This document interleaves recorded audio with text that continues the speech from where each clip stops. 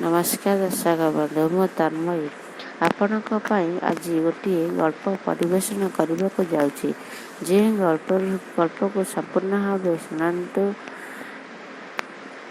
गल्पटी अजटी बार्ता को ग्रहण कर समाजर कल्याण करंतु। तापर गल्पटी को लाइक शेयर कमेंट और सब्सक्राइब करंतु। आसतु शुणी नेबा गल्पटी को। गल्पटी नाम परिवर्तन। शंकर सबुदिन परी दुकान बंद कर घर को फेरिला बेले राति प्राय 10टा बाजी जाए। दिने दुकान फेरिला बेले गोटे लोक चोरी कर दौड़िकी पलाउछि। ताकू शंकर काबू कर पुलिस जिम्मा देला। तापर बाटरे भाभी भाभी आसुଥାଏ। दिने से भी चोरी केस रे जेल रे 7 वर्ष सजा काटिथिला। आउ केते दिन सजा काटिबार थिला, किंतु तार भल काम जोगु ताकू सजा कम होइथिला।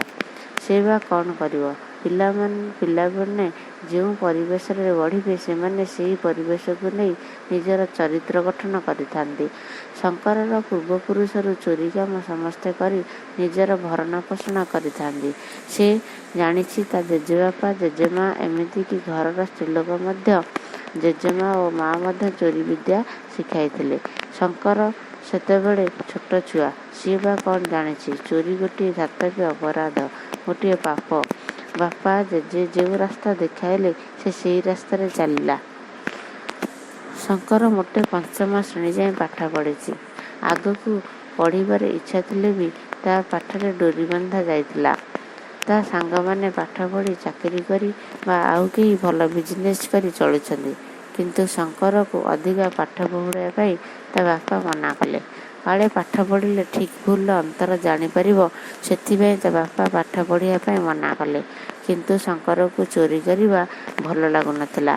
आज जेजेबापा जेजेमा समस्ते चलीगले। से माने जो रास्ता देखाई से आज से रास्ता छाड़ी निजे परिश्रम करी निजर गुजराण मेटाउछि। ता जीवन रे परिवर्तन आसीथिला ता स्त्री जोगु। ता स्त्री सारला एक उत्तम स्वभावर। से भल संस्कार ता बापा माँ ठारू पाइथिला। ता बापा माँ गरीब थिले सिना तांका झील को भल संस्कार दे बड़ करथिले। दिने चोरी करी दौड़ी जाई सारलांका घरे लुचि जाइथिला। घरे सारला सेतेबेले एकुटिया थिले। तांका घर लोक भारी परिश्रमी, समस्ते काम करने को बाहर को चली जाइथिले। शंकर हाथ में धारुआ अस्त्र और पिस्तल थिला। सारलांका बेकरे छुरी रखी कहिथिला, पुलिस मो पछरे गोड़ाउछि, मते लुचेई दियो, आउ कुह मु एठी नाही। सारला मध्य सेया कला। पुलिस माने पळेई गले। पुलिस सेठारु पळेई गला परे सारला कहले, तमे काहे चोरी करुछ? एइटा खराब काम, भल रास्ता रे चल, तुमको शांति लागिबो। शंकर कहला, मु केमिति एथिरु मुकुलिबी? तापर सारलांका कथारे धीरे धीरे परिवर्तन हैला। जहाँ परिश्रम करी टंका आने सेथिरे गुजुराण मेंटिबा कष्टकर होइगला। एमिति भितरे ता निजर लोक ताको छाड़ी समस्ते चलीगले आर पारिको।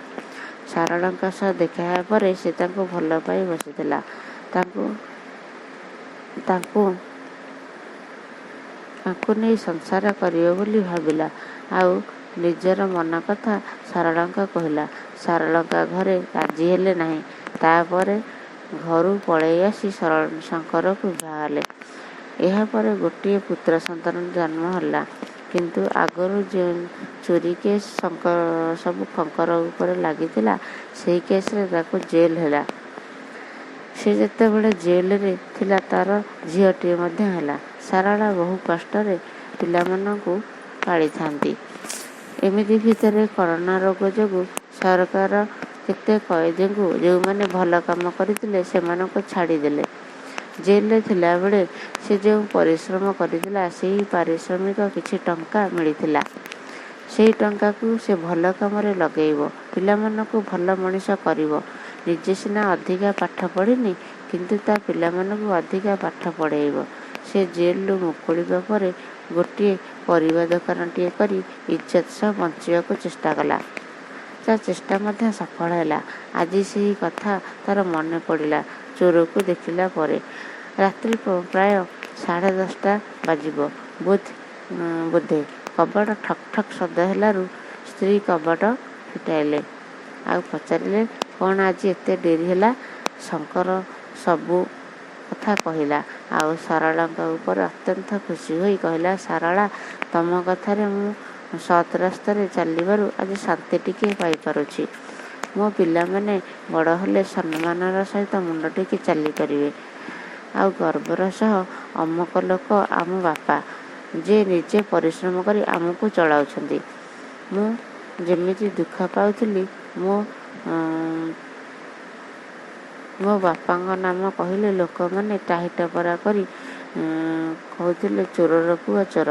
ଆଜି ମୁଁ ବହୁତ ଖୁସି। ପରିଶ୍ରମ କରି ଅର୍ଥ ଉପାର୍ଜନ କରିବା କେତେ ଯେ ଶାନ୍ତି ମିଳୁଛି, ସେଇ କଥା ଜାଣିପାରୁଛି। ଏଇ କଥା କହି ପିଲାମାନେ ଯେଉଁ ରୁମ୍ରେ ଶୋଇଥିଲେ ସେଇ ରୁମ୍କୁ ଯାଇ ତାଙ୍କ ମୁଣ୍ଡରେ ହାତ ବୁଲାଇ ଆଣିଲେ। ମୋ ପିଲାମାନେ କେତେ ଶାନ୍ତିରେ ଶୋଇଛନ୍ତି।